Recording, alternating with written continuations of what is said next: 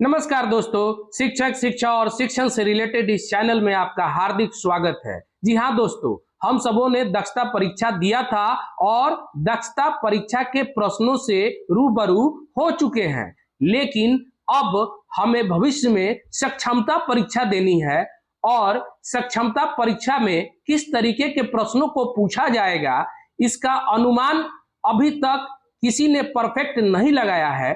लेकिन मैंने ये जो वीडियो बनाया है, इसके तहत आप ये जान जाएंगे कि सक्षमता परीक्षा में किस तरीके के प्रश्नों का समावेश होगा। इससे पहले कि मैं वीडियो को शुरू करूं, आप हमारे चैनल पर नए हो तो मेरे चैनल को कृपया सब्सक्राइब और लाइक कर लें, ताकि हम आपसे और आप हमसे जुड़ सके और भविष्य में सक्षमता परीक्षा की तैयारी हम दोनों एक दूसरे के साथ मिलके कर सके। और बेल आइकन को भी दबा लेंगे ताकि मैं जो भी वीडियो बनाऊं परीक्षा संबंधित, वो वीडियो आप तक पहुंच जाए। तो आइए शुरुआत करते हैं। दक्षता और सक्षमता के अंतर को समझें। सक्षमता एक संभावित क्षमता और किसी स्थिति में कार्य करने की क्षमता को दर्शाता है। योग्यता स्थिति में किसी व्यक्ति के वास्तविक और अभिनय पर केंद्रित होती है। इसका अर्थ यह है कि योग्यता प्राप्त करने की अपेक्षा करने से पहले दक्षता की आवश्यकता है। इस प्रकार योग्यता किसी व्यक्ति को अपने कार्य की जिम्मेदारियों को पूरा करने के योग्य बनाती है। दक्षता एक निश्चित भूमिका और प्रतिवेश के अनुसार कार्य के माहौल में विकसित किए गए स्थापित प्रदर्शन मानकों के साथ वर्तमान कार्य की कार्य पद्धति की तुलना के द्वारा निर्धारित की जाती है। तो आपने तो दक्षता को यहां समझ लिया। आइए सक्षमता के बारे में जानते हैं। सक्षमता को मूल रूप से व्यवहार के बारे में परिभाषित किया गया था, जबकि वुडरूफ जो शिक्षा मनोविद हैं, उन्होंने 1993 में 1993 में सक्षमता को इस प्रकार परिभाषित किया है। एक कार्य संबंधित अवधारणा जो कार्य के क्षेत्रों को संदर्भित करती है जिस पर व्यक्ति सक्षम है। कार्य करने वाले सक्षम लोग जो उनकी प्रदर्शन अपेक्षाओं को पूरा करते हैं। सक्षमताओं को कई बार कठोर कौशलों के रूप में जाना जाता है। सभी विषयों में क्षमता दर्शाती है कि ज्ञान, मूल्य और कौशल सीखने को कार्य में एकीकृत किया जा सकता है। तो ये थी सक्षमता के बारे में जानकारी।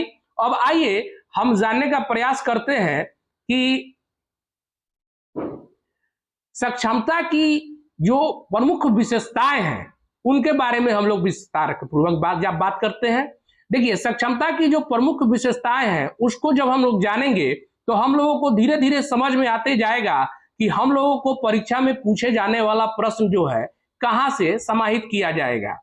तो आइए शुरुआत करते हैं। सबसे पहला है संभावित क्षमता, यानी कि आप में जो शिक्षक के संभावित क्षमता होते हैं जिस वर्ग को पढ़ाने के लिए, जैसे 1 से 5 के शिक्षक और 6 to 8 के शिक्षक, तो उनकी जो संभावित क्षमता होगी वो संभावित क्षमता यानी कि आपके वर्ग में जो आप पढ़ाते हैं उसके बारे में, यानी कि विषयों का नॉलेज होना चाहिए।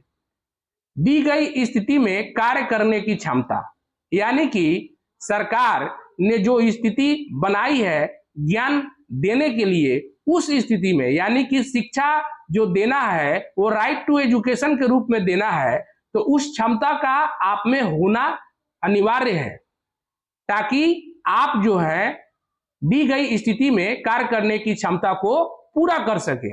यानी कि कहीं ना कहीं नई शिक्षा नीति से संबंधित प्रश्नों का भी समावेश रहेगा।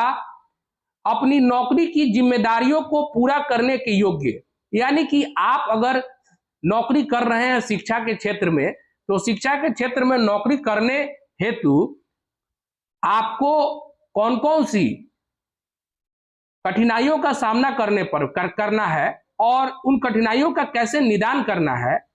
आप अपनी कठिनाइयों को निदान करते हुए अपनी जिम्मेदारियों को बखूबी कैसे निभाते हैं और बच्चों को कैसे हम लोग शिक्षा का जो उच्च स्तर होता है उसे प्राप्त करवाते हैं उसके बारे में नौकरी की जो जिम्मेदारियां हैं उन जिम्मेदारियों पर हम लोग खरा उतरते हैं कि नहीं, इससे संबंधित प्रश्नों को ही पूछा जा सकता है।